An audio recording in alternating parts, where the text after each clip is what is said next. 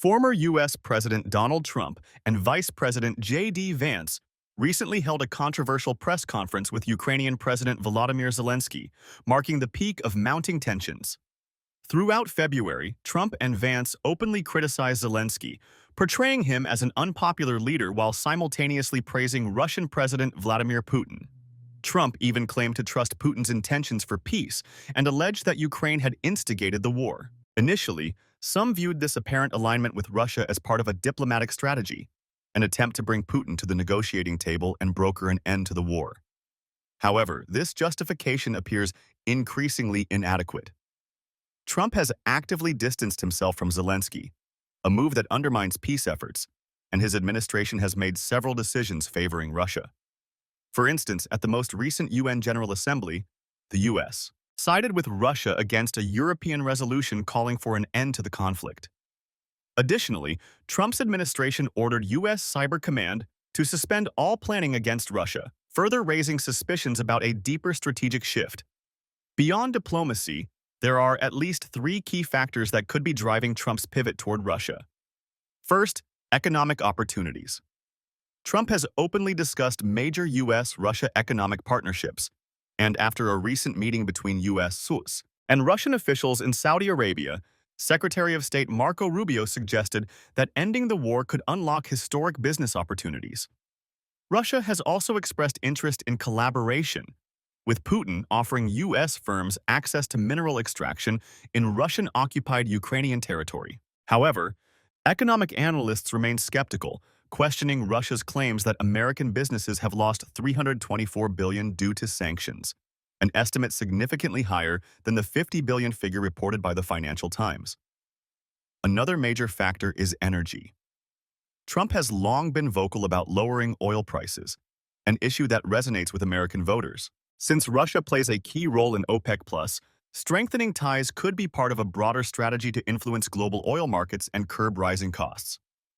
Finally, some speculate that Trump is pursuing a reverse Kissinger strategy, attempting to draw Russia away from China to prevent a stronger anti-U.S. alliance.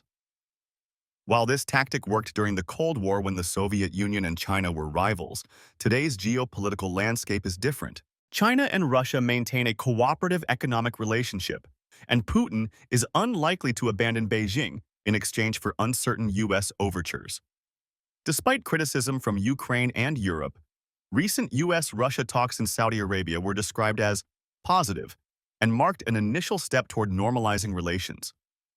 However, whether this strategy will yield meaningful diplomatic or economic benefits remains to be seen. Furthermore, the Russian economy offers limited benefits to the United States. Russia's primary exports, oil and military equipment, are industries in which the U.S. maintains self-sufficiency. The United States possesses a robust domestic oil supply, supplemented by reliable imports from Canada. Meanwhile, the U.S. military-industrial complex dwarfs Russia's defense industry. While opportunities exist in Russia's vast mineral and energy deposits, these sectors are dominated by oligarch-controlled enterprises with strong ties to the Kremlin. Developing these resources would require significant capital investment and pose considerable risks due to the fragile state of the Russian economy. The Kremlin's recent expropriation of private assets to fund the war, and the instability of U.S.-Russia relations. It is also difficult to reconcile this economic rationale with Trump's adversarial trade policies toward Canada and the European Union. Combined, these two regions have a GDP at least 10 times that of Russia and conduct significantly more trade with the United States. If trade-driven prosperity were a priority, avoiding a trade war with America's closest economic partners would be a more logical approach. A second possible motivation behind Trump's outreach to Russia concerns OPEC+. The organization, which includes oil-producing nations led by Saudi Arabia and Russia, exerts significant influence over global oil prices. Trump has historically opposed high oil prices, recognizing their unpopularity among American voters. During his first term, he frequently pressured OPEC+ to increase production and lower costs. While broader macroeconomic factors played a role, oil prices remained relatively stable during his presidency, averaging around $70 per barrel. By contrast, oil prices have hovered around $80 per barrel in recent years, exceeding Trump's preferred threshold. Earlier this year at the World Economic Forum in Davos, Trump directly addressed OPEC, urging the organization to lower prices, claiming this would lead to reduced interest rates. A closer relationship with Russia could serve as leverage to influence OPEC Plus decisions, potentially stabilizing or reducing oil prices.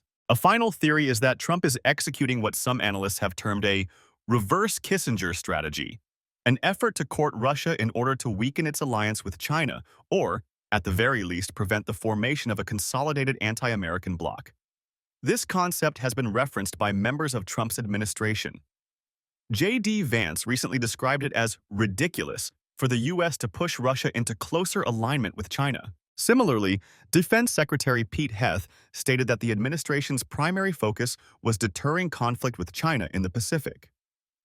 The term reverse Kissinger alludes to the détente initiated by former Secretary of State Henry Kissinger in 1972, which fostered U.S.-China cooperation and ultimately created a strategic counterweight against the Soviet Union. However, this historical parallel may not hold in the present context. In the 1970s, the Soviet Union and China were deeply distrustful of one another and on the brink of outright conflict. Today, while tensions exist, Russia and China share a complementary economic relationship in which China is the dominant partner. Unlike the Soviet Union of the past, Russia does not perceive China as a direct threat.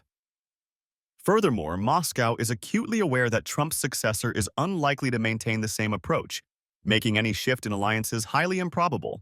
If Trump's strategy is indeed aimed at reconfiguring global power dynamics, the effectiveness of such a maneuver remains in question. The geopolitical landscape has evolved, and the foundations of Russia's ties with China are stronger than in past decades. Whether economic incentives, oil diplomacy, or geopolitical realignment are driving this policy shift, its long-term consequences remain uncertain. And that's the latest on today's top stories. What are your thoughts? If you'd like to dive deeper into any of these topics or explore related issues, feel free to leave a comment. Thank you for tuning in and spending your time with us. Stay informed, stay curious, and we'll see you next time. Take care.